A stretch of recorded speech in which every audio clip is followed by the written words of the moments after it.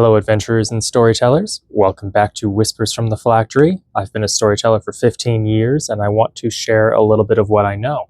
After all, teaching others helps reinforce our own knowledge and our fundamentals. Today, I want to talk about something that sounds far more intimidating than it actually is, and that's clocks and fronts in tabletop role-playing games. If you've ever flipped through a game like Apocalypse World, or Blades in the Dark, or even certain D&D or Pathfinder supplements, you've probably seen these terms thrown around. And sometimes, honestly, the way people or books describe them or explain them makes it sound like advanced calculus. But the truth is, they're really just simple tools to help you track progress and consequences in your games. So today, I'm going to break down what they are, how to use them, and how not to overcomplicate them. Because if your tools are stressing you out, you're probably doing more work than you need to. So let's start with the clocks. Everyone knows what your typical clock is, but a clock in a role-playing game is, well, like a clock on the wall. It's a circle that you divide into slices. Imagine a pie chart, right? Or just the clock on the wall again. 4 slices, 6 slices, 8 slices, whatever feels right. Each slice is a step towards something happening. In Blades in the Dark, clocks are everywhere. Do you want to represent the guards getting suspicious? That's a 4-segment clock. Want to show how close the rival gang is to moving in on your territory? That's an 8-segment clock. Every time something happens that pushes towards the end of the clock, it ticks forward a notch. You can use these in Dungeons and Dragons and Pathfinder 2. Say the party is sneaking into a wizard's tower. Instead of sitting there rolling stealth forever, this is more a problem with D&D than Pathfinder 2nd edition, but you can make a 6-segment clock called The Wizard Notices. Every time a party member messes up, you fill in a slice. If they knock things over, or start a fight, you fill in a slice. If it fills up, the wizard knows that they're there in his tower. And the beauty to me of clocks is they visually show progress. Instead of saying, well, maybe 1 or 2 failures and the guards find you, you shade in slices. When it fills up, boom, something happens, and the players are aware that they're on the clock.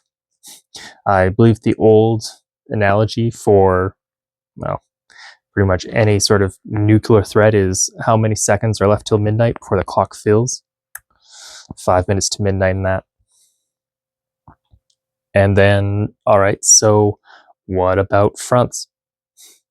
Fronts they're basically storylines or threats that are moving forward, whether the players interact with them or not. In Dungeon World, for example, fronts represent dangers. You might have a cult, or an ancient dragon that's waking up, or even the spreading of a disease as a front. Each of them is slowly advancing towards a grim outcome if the heroes don't intervene.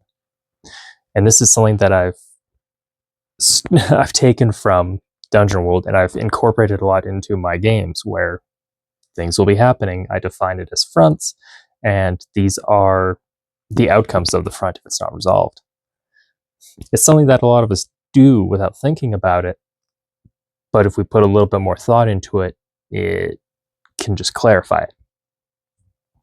So it can help to think about it like this. Fronts are the who or the what, and clocks are the when. In D&D, you might have a front that's just titled The Orc Warlord's Campaign of Conquest. The warlord has a 6-segment clock, English is hard, simply called The Orc Army Marches on the City. Every time the players ignore skirmishes or take too long on side quests, that clock ticks forward. Now the warlord doesn't just sit around waiting in a void limbo for the players to come to him. He's moving whether or not the party pays attention. That's what makes the world feel alive. If players want the big bad guy to wait in limbo while they go off and talk to every NPC in the realm, well, I mean, that's what video games are for. That's what Skyrim is for. The quest never progresses until you progress the quest. But that's not what RPGs can be. Well, tabletop RPGs. Where every time the clock fills in a slice, the town guard is getting increasingly nervous. The people are whispering. Farms stop either sending in supplies, or people see smoke on the horizon. The world advances. And, well, with all of this, here's where people sort of get tripped up, is they think that they need a million clocks.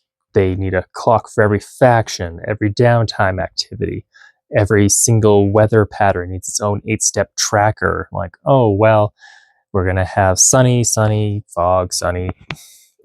But then all of a sudden your GM notebook or your notes page on the computer looks more like a conspiracy board from a detective show, or that meme from Always Sunny in Philadelphia where he's just pointing at the board like, I know, this guy doesn't exist. But you really don't need that much. Most campaigns run just fine with 2 or 3 clocks at a time.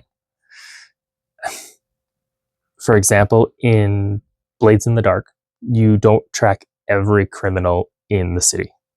You track the ones that matter to your crew right now.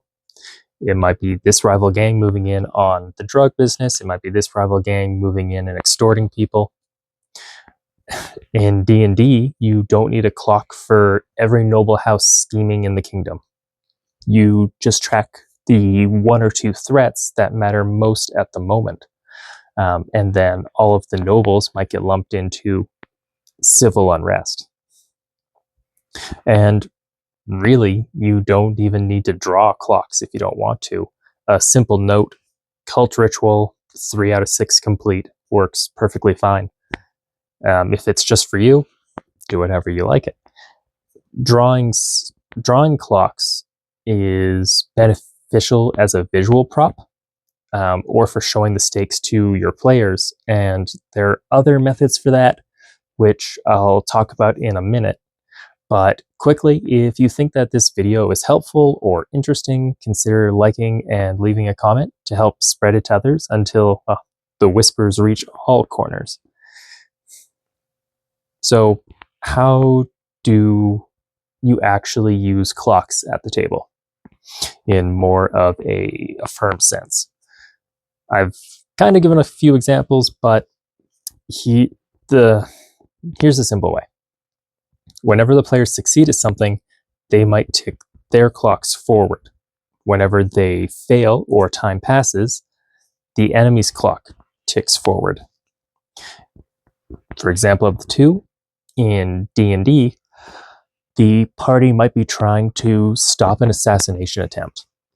I create a quick circle for the party, slice it into 8 pieces, and just label it the assassin strikes. Every time the party loses time, or they fail an investigation, or they follow a dead lead, the clock ticks forward. When it fills, the assassin makes their move. The party knows that they're on a time crunch. If they choose to sit around and not do anything, or go and talk to a noble that's not related, the clock ticks forward. And that's a negative clock. In Blades in the Dark, maybe the party, the crew, is dismantling a rival gang. I would make a 6-part clock just called The Rival Gang is Destroyed.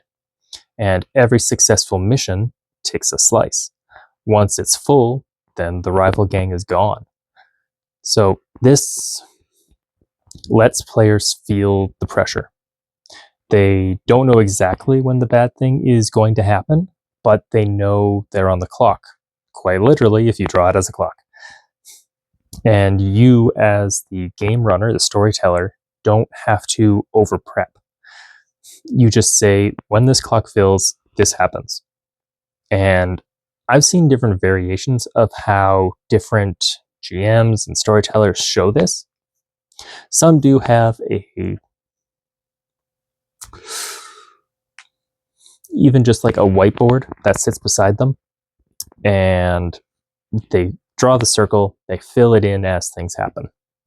Others have just a note on the top of their DM screen that they hook over where it says like the cult 3 out of 6.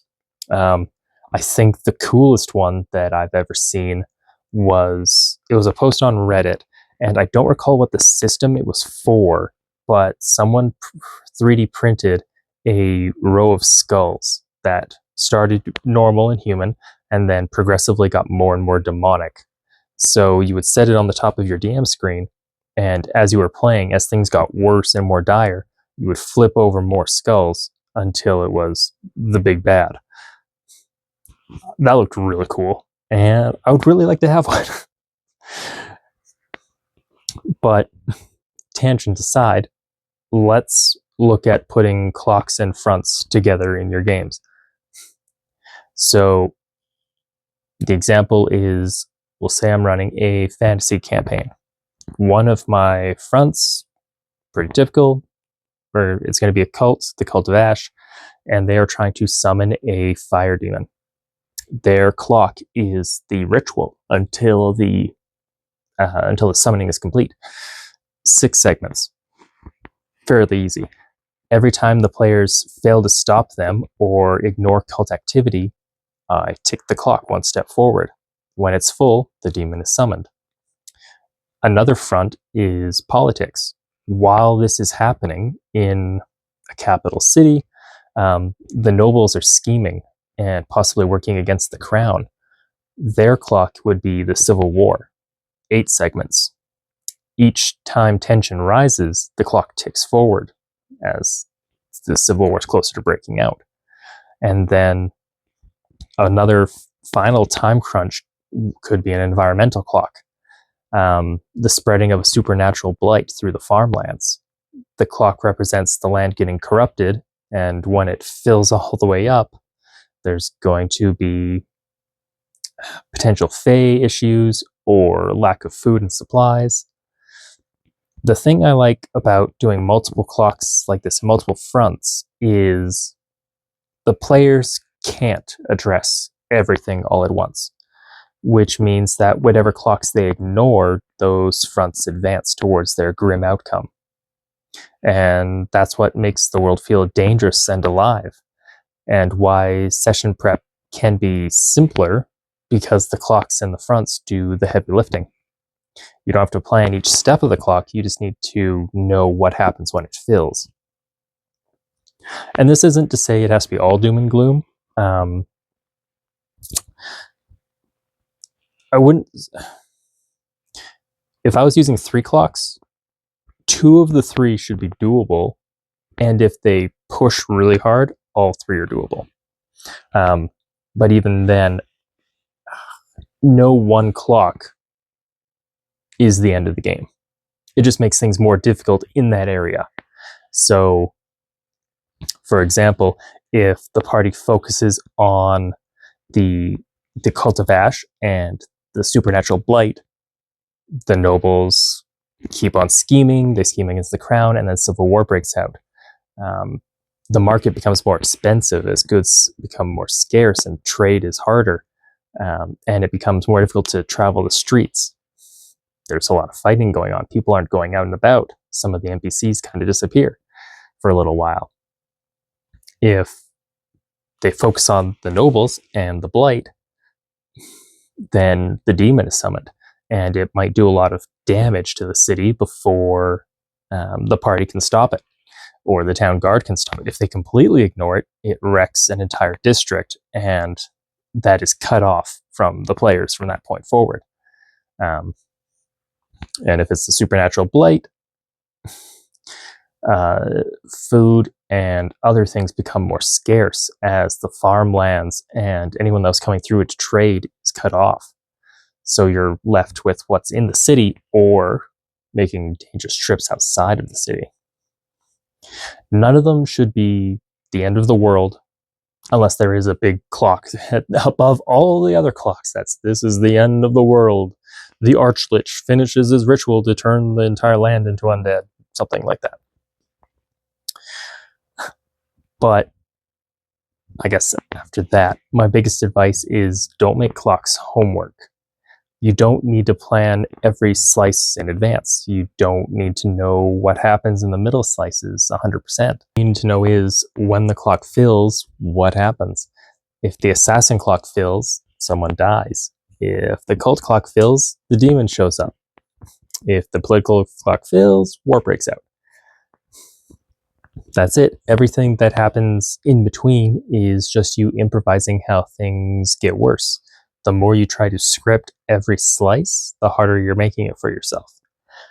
So I like to keep it light, keep it flexible, and let the clocks and fronts make the campaign feel like it has momentum.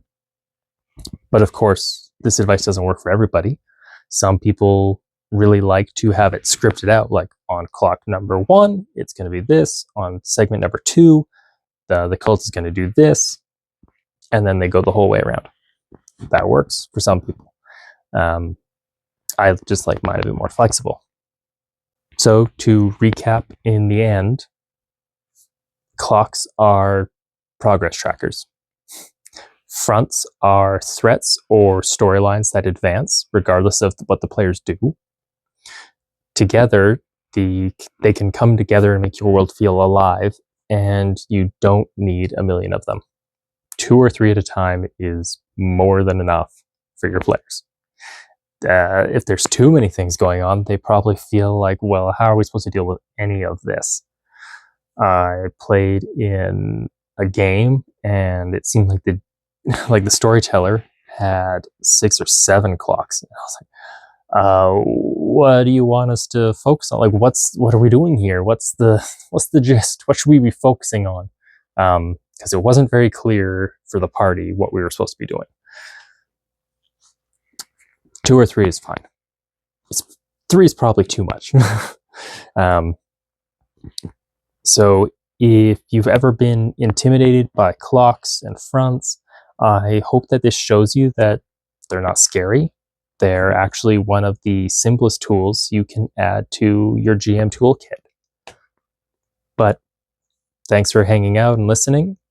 Let me know in the comments how you've used clocks or fronts in your own games, or if you're going to try them for the first time. What are you going to use your clock for? And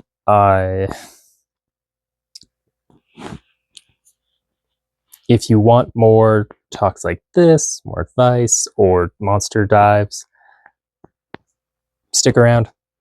Unfortunately, YouTube says do the like, comment, subscribe thing. Yeah, I don't know. That's it. I rambled too far. Thank you for sticking around if you stuck by this long. So long, adventurers.